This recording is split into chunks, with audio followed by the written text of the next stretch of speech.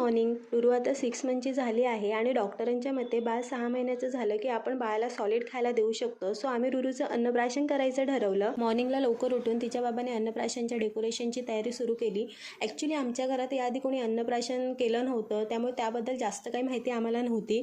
त्यामुळे आम्ही सर्च करून माहिती गोळा करून अन्नप्राशन विधी करण्याचा छोटासा प्रयत्न केला होता. रुरू सकाळी उठल्यानंतर तिची गरम पाण्यात दूध व फुले टाकून स्वच्छ अशी आंघोळ करून घेतली. आंघोळ केल्यानंतर तर रुरू लगेच झोपी गेली. मग काय, पेंडिंग राहिलेली कामं आम्ही थोडीशी करून घेतली. जेमतेम अर्धा तास रुरू झोपली असेल, ती पण लगेच उठली. लागली आम्हाला ती पण मदत करायला.